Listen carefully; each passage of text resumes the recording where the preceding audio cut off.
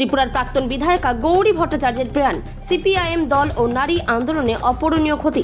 ত্রিপুরার বামপন্থী আন্দোলনের অন্যতম প্রবীণ মুখ প্রাক্তন বিধায়িকা গৌরী ভট্টাচার্য আর নেই। শনিবার ভোররাতে আগরতলা ৪ বড়জলা বিধানসভা কেন্দ্রের ছিনাইহানি এলাকার নিজ বাসভবনে তিনি শেষ নিঃশ্বাস ত্যাগ করেন।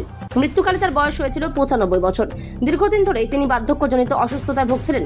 তার প্রয়াণের খবরে রাজ্যের সমগ্র রাজনৈতিক ও সামাজিক মহলে, বিশেষ করে বামফ্রন্ট নেতৃত্বে গভীর শোকের ছায়া নেমে এসেছে।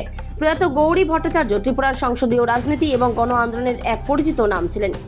তিনি ১৯৭৭ থেকে ১৯৮৩ সালের বিধানসভা নির্বাচনে ৪ বড়জলা কেন্দ্র থেকে সিপিআইএম প্রার্থী হিসেবে প্রতিদ্বন্দ্বিতা করে পরপর দুবার বিধায়িকা নির্বাচিত হন। জনপ্রতিনিধি হিসেবে দায়িত্ব পালনকালে তিনি এলাকার পরিকাঠামো উন্নয়ন এবং জনকল্যাণমূলক কাজে অত্যন্ত গুরুত্বপূর্ণ ভূমিকা পালন করেছিলেন। শনিবার সকালে তার মৃত্যুর খবর ছড়িয়ে পড়তেই বামপন্থী নেতাকর্মী ও অনুগামীদের মধ্যে শোকের জোয়ার বয়ে যায়। তার মরদেহ আগরতলার মেলার মাঠ স্থিত সিপিআইএম রাজ্য কার্যালয়ে দশরথ দেব স্মৃতি ভবনে নিয়ে আসা হয়। সেখানে প্রয়াত সিপিআইএম নেত্রীর প্রতি শেষ শ্রদ্ধা নিবেদন করেন ত্রিপুরার প্রাক্তন মুখ্যমন্ত্রী মানিক সরকার, প্রাক্তন মন্ত্রী তথা সিআইটিইউ নেতা মানিক দে, প্রবীণ বাম নেতা শঙ্কর প্রসাদ দত্ত সহ অন্যান্য শীর্ষস্থানীয় নেতৃবৃন্দ এবং দলের শত শত সিপিআইএম কর্মী। সিপিআইএম নেতৃত্বের মতে গৌরী ভট্টাচার্যের মৃত্যুতে ত্রিপুরা এক আদর্শবাদী এবং লড়াকু অভিভাবককে হারালো, যা সহজে পূরণ হওয়ার নয়। ত্রিপুরা থেকে বিক্রম কর্মকারের রিপোর্ট, বিগ নিউজ বাংলা। গৌরী ভট্টাচার্য সেই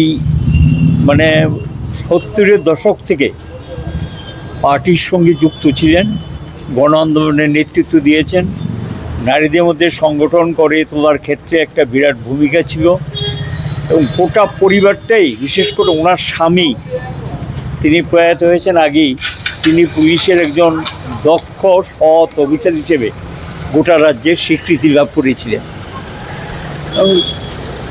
উনি এবং ওনার স্ত্রী দুজনই, উনি পুলিশের চাকরি করলেও পরোক্ষভাবে আমাদের পার্টিকে যতটুকু সাহায্য করার সেটা করতেন। নিজের ডিউটি পড়ো, রিটায়ারমেন্টের পরও পার্টির খোঁজখবর রাখতেন। ওনার স্ত্রী এই যে সিপিএম পার্টিটা করে, এক্ষেত্রে স্বামীরও একটা ভূমিকা ছিল, সহযোগিতা হাত বাড়িয়ে দিয়েছিলেন। এবং নারী সহ সেখানে এই বড়জলা বিধানসভা কেন্দ্রটা, যেটা এই এলাকায় সংগঠন গড়ে তোলা, রাজ্যে বিভিন্ন জায়গায় যাওয়া, নারী নেত্রী হিসেবে তিনি গিয়েছেন, গণ আন্দোলনের নেতৃত্ব দিয়েছেন।